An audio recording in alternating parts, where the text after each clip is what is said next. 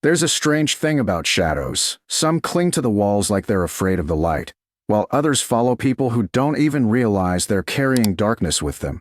And if you're enjoying stories where forgotten legends walk quietly among the living, be sure to like and subscribe, because this one begins the moment a woman who shouldn't exist stepped into a bar meant only for the bold. And that woman was Avery Dalton.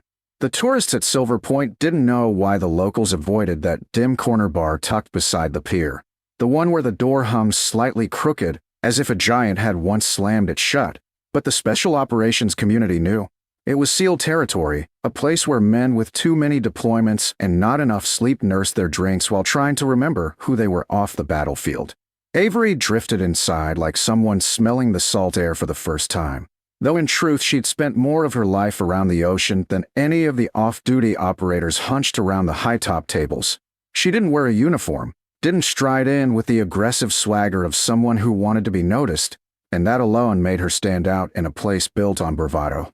She paused near the entrance, pushing her blonde hair behind one ear, her blue eyes tracing the layout of the room, not with fear, but with the instinctive caution of someone who had spent far too many nights in far too many countries where stepping into the wrong building meant stepping into an ambush. The bar smelled of old pine varnish and spilled beer, layers of sound stacking atop one another. A pool ball drop, a loud laugh, the crackle of fried shrimp, the blaring of a muted sports channel above the liquor shelves. But to anyone watching her, she looked like a woman catching her breath after a long day, maybe waiting for a friend. But to a trained observer, someone who understood posture, gait, and microexpressions, there was something else humming under her skin, something almost dangerous, like the taut quiet that hangs in the air just before a pressure plate clicks under a boot. Avery slid onto a solitary stool at the end of the bar, ordered a soda instead of a drink. The bartender lifted his eyebrows, but didn't ask questions, and let her shoulders settle into a posture so deceptively relaxed it would have fooled anyone who had never seen what true readiness looked like. She didn't fidget, didn't check her phone, didn't sweep her hair nervously. She just breathed, steady and controlled, the way people do when they've spent their late 20s not in offices or coffee shops, but in deserts, jungles, and nameless corridors carved beneath foreign soil. She was 29, young enough to be mistaken for someone still finding her place in the world, yet old enough to carry the kind of scars you only earn when your place in the world requires you to move silently behind enemy lines. Every detail about her was intentionally unremarkable, but unremarkable people don't walk like she did, don't sit like she did, don't observe exits, blind corners, and reflective bottles behind the bar with the subconscious efficiency of someone who'd been trained to disappear before danger knew she was there. That calm presence drew attention, but not admiration, not curiosity. It drew the kind of attention hungry men give a quiet room. They search for a target, a disruption, something to challenge or correct, and on a slow Tuesday evening, Avery inadvertently became that target. Free Seal set several stools down, broad-shouldered, sunburned, loud in the way elite operators can be when they're too relaxed for their own good. Their laughter rose above the ambient noise, boisterous and careless, and when the tallest of them, an off-duty petty officer named Briggs, looked up and saw her, something shifted in his posture. Not interest, not desire, something worse. The assumption that she didn't belong, that she was intruding in a space she couldn't possibly understand, that she needed to be corrected. Avery felt his eyes long before he stood. She didn't turn toward him. She had learned long ago that predators read reactions the way hunters read tracks. Instead, she took a sip of soda, placed the cold glass back onto the counter with a soft clink, and let the quiet part of her mind wake up. Not the panicked instinct of civilians, but the disciplined awareness of someone who had been shaped by a program deeper than Black Ops, deeper than JSOC, deeper than the alphabet soup divisions that ran operations no one admitted existed. She wasn't a SEAL, Ranger, Marine Raider, or even Delta. Her world existed above those, a classified stratum where operatives were ghosts even to other ghosts. But none of the men walking toward her knew that. Briggs finally stood from his stool, his friends following behind him like loyal satellites pulled into his gravity. They didn't move like thugs. They moved like trained fighters, athletic, balanced, confident, the kind of confidence that often calcifies into arrogance when no one challenges it. The room didn't quiet. No one stopped what they were doing. Confrontations in bars near military bases were as common as gulls on the pier. But a few seasoned patrons tracked the movement out of the corner of their eyes, sensing the subtle shift in energy. Avery noticed them noticing. She also noticed the way Briggs angled his path, so she couldn't slip past him. Amateur mistake for anyone else, but intentional for a SEAL trying to posture without escalating. He stopped just close enough to be disrespectful, his shadow falling over her drink. "Evening," he said, a grin tugging one side of his mouth. His tone suggested this wasn't a greeting, but an opening move.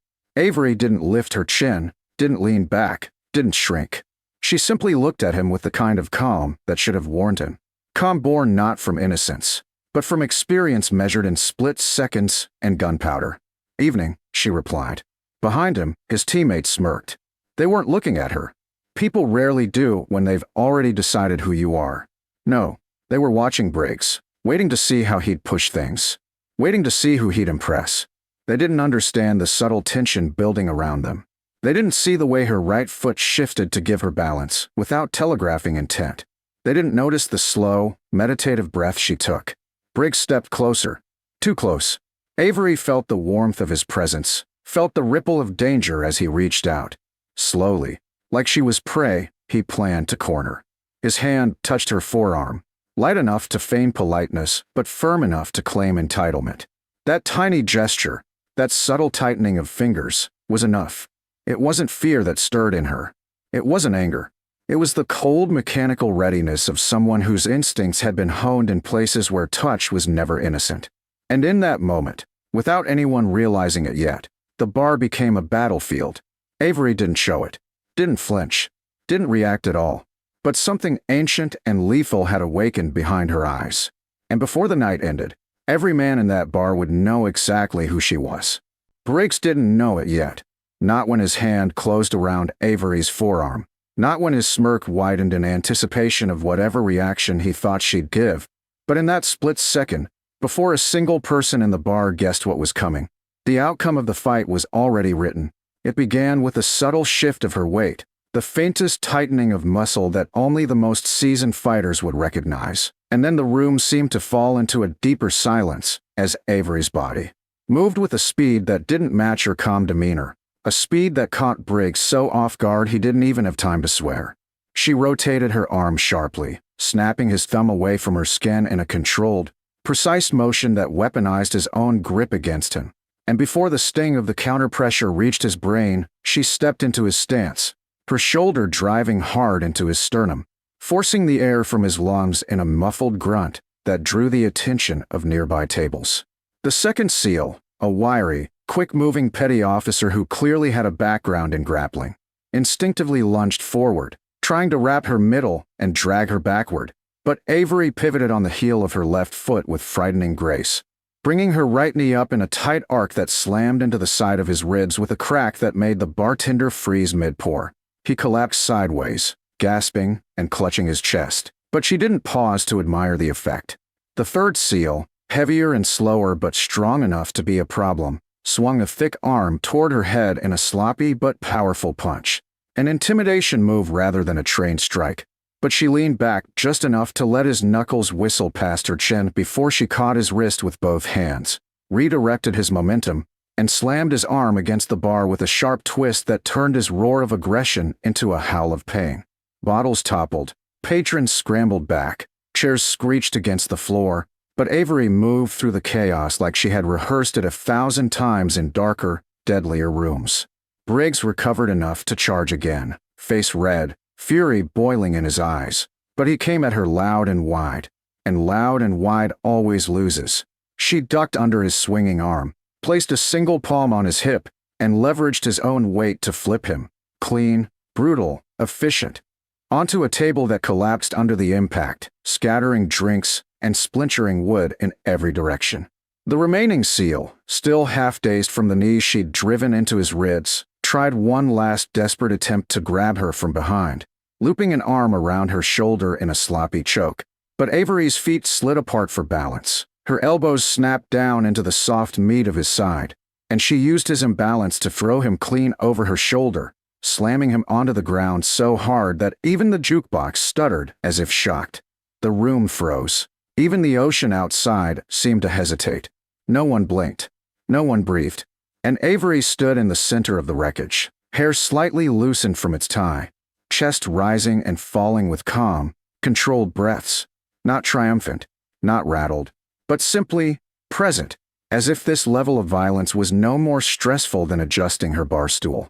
Briggs groaned on the broken table, trying to push himself up, but she stepped closer, her shadow falling across him as he looked up with a mixture of confusion, humiliation, and a dawning horror that said he finally understood he had underestimated a woman who should never have been touched, let alone challenged. His teammates struggled to sit upright, gasping, wheezing, clutching bruised ribs and twisted arms, none of them willing to meet her eyes. The bartender whispered, "Jesus Christ," but Avery didn't acknowledge him. She simply scanned the room, assessing threats, escape routes, watching the ripple of realization spread through the patrons as wordless recognition grew. This wasn't barroom brawling, wasn't self-defense by luck, wasn't even the work of an average operator. This was something else, someone else. And long before the door burst open and higher-ranking SEALs came storming in to see why their men were moaning on the floor, everyone in that dim, salt-stained bar knew one thing with absolute clarity. Avery Dalton was not the woman they thought she was. She was a ghost, a weapon, a myth they never should have woken, and the night was only just beginning. The door slammed open so hard the hinges rattled, and the sudden rush of evening air swept through the shattered quiet of the bar as 4 more SEALs stormed inside, their boots pounding against the floorboards, their eyes widening as they took in the wreckage. Overturned furniture, broken bottles glittering across the wood like shards of ice, 3 bruised, groaning teammates sprawled at Avery's feet while she stood motionless, composed, like violence itself had chosen her as its still point. The tallest of the newcomers, a lieutenant commander with the carved frumstone posture of someone who'd spent half his life barking orders, ignored the mess entirely and zeroed in on Avery, his expression shifting from confusion to an emotion rarely seen in men like him, recognition. It was subtle but unmistakable, the way his jaw tightened, the way his eyes sharpened, the way his boots slowed as if he were approaching a bomb with a timer he couldn't see. "Ma'am," he began carefully, the word quiet but echoing through the stunned silence. Briggs attempted to pull himself upright, wincing with every breath. "Sir, she attacked us, but the commander didn't even glance at him. "Briggs," he said, voice low, cold, and carrying all the fury of a reprimand a decade overdue. "If you don't shut your mouth, you'll dig the hole you're standing in all the way to the center of the earth." The room bristled. The other SEALs looked between their bruised teammates and the woman who hadn't moved an inch since the fight ended, trying to piece together what they were seeing. Avery lifted her soda glass, took a calm sip, and set it down with the delicacy of someone handling fine china. "You boys done?" she asked quietly. The lieutenant commander exhaled as if he'd been holding his breath for a very long time. "I didn't know you were stateside," he said. "We didn't receive any notification. No ops board brief. No liaison memo." Avery shrugged lightly. "Wasn't here for you." That answer visibly rattled him. Not because it was rude, but because it meant she was operating above his clearance level. And almost no one did that. Behind the commander, 2 new SEALs pushed forward, eyes narrowing as they studied her stance, the remains of the fight, the precision of every collision in the room. One muttered, "This isn't possible, no one could have," but the commander cut him off with a raised hand.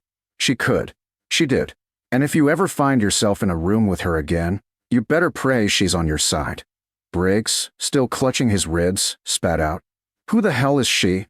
The commander turned his head slowly, and when he spoke, the words dropped like lead into the pit of every stomach in the room. "Avery Dalton," he said. "Call sign Ghost Viper. If you'd ever read the redacted files in the top drawer of the SCAF, instead of staring at the protein bar options, you'd know that name." A ripple of dread washed across the SEALs' faces. It was as if someone had spoken a forbidden legend aloud. Ghost Viper, the operator who'd supposedly walked out of a burning safe house with a hostage over her shoulder while 6 hostiles lay unconscious behind her. The ghost who'd infiltrated a rogue submarine without leaving a trace. tagging it for a clean intercept that saved 42 lives. The Spectre who led extractions in denied airspace with no air support and no recognition. Rumors said she didn't sleep. Rumors said she didn't miss. Rumors said she wasn't real. And yet she stood here, sipping soda in a beach bar like she'd simply stopped by on her way home from work. Ghost Viper isn't supposed to exist, one SEAL whispered. Avery's smile was faint, almost sad. That's the idea. The commander straightened his uniform, gathering what little authority he had left. Ma'am, he said with genuine respect. If you require anything, transportation, assistance, escort. I required a quiet drink, she replied. Got the first half. Lost the second. Another murmur rolled through the bar. Half awe, half embarrassment. Briggs lowered his gaze, the reality of his mistake pressing down on him like a crushing weight. Ma'am, he croaked, I didn't know. I swear, I didn't know who you were. Avery stepped closer, not threatening, not looming, simply allowing him to feel the gravity of her presence. That's why you shouldn't grab people, she said gently. You never know what wars they've already survived. Briggs swallowed hard, nodding once, chastened, humbled, and, more than anything, afraid of what his ignorance had woken. Avery reached for her jacket, draped it over her arm, and walked toward the door, slipping between the stunned SEALs like a shadow dissolving into deeper darkness. As she stepped outside, the ocean breeze caught her hair, carrying it across her cheek as she paused beneath the flickering neon sign. Inside, no one moved. No one spoke. No one dared exhale. They all simply stood in the wreckage she'd created without breaking a sweat, processing the truth that the most dangerous person they had ever encountered had looked like a quiet woman trying to finish a soda. The commander finally exhaled. Let this be a lesson, he murmured to his men. If a ghost walks into your house, pray she leaves it peacefully. And down the pier, Avery drifted away into the night. No fanfare, no applause, no lingering stare back at the bar. Just a shadow reclaiming its silence, a myth returning to the dark. Leaving behind SEALs who would spend the rest of their careers remembering the night, they learned that the most lethal operator in the world wasn't wearing a uniform. She was wearing a smile.